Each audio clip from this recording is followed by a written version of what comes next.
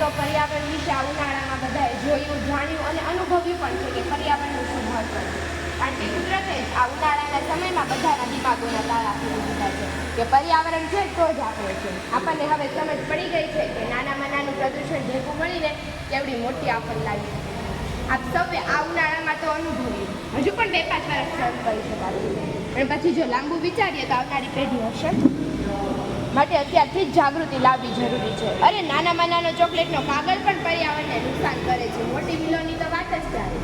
હું તો એક બાળક છું, પણ આ મોટા ભગીરથ કાર્ય માટે આપણે સૌએ સાથે મળીને કામ કરવું પડશે. બાળકો, માતા, પિતા, ગામ, સમાજ સૌએ જૂથ થશું. બને તેટલો પ્લાસ્ટિકનો ઉપયોગ કરવાનો ટાળીશું. વૃક્ષોને ઉછેરીને મોટા કરીશું. જો પાયામાંથી જ પર્યાવરણમાં જાગૃતિ લાવીશું તો જ આવનારી પેઢીને જીવન અપાશે.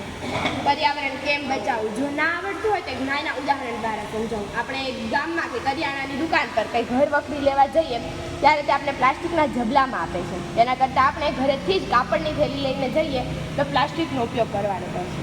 પર્યાવરણને બચાવવું અતિ જરૂરી છે. બાકી પાણી મળવું પણ મુશ્કેલ છે. આપણે ખાલી આપણી જ પેઢી તપાસી લો. પાણી ચોથી પેઢીએ કેટલું હતું ને આજે કેટલું છે. દાદાએ પાણીને નદીમાં જોયું છે, પપ્પાએ તેને નળમાં જોયું છે, આપણે તેને બોટલોમાં જોયું છે. આવનારી પેઢી વિચારી તો જોઈજો. આપ સૌ નાનપણથી શીખ્યા છો, વૃક્ષો વાવો, વરસાદ લાવો. સમજ બધાને છે કે આ વૃક્ષોનું શું મહત્વ છે, પણ વાવે છે કોણ? ભારત એક ઔષધિઓનો દેશ છે, તો પણ અત્યારે તો વૃક્ષોના માત્ર નામ જ સાંભળવા મળે છે, જોવા તો કંઈ મળતા જ નથી. પર્યાવરણને બચાવવા શક્ય તેટલા પ્રયત્નો કરો, તો જ પૃથ્વી પર જીવન શક્ય છે.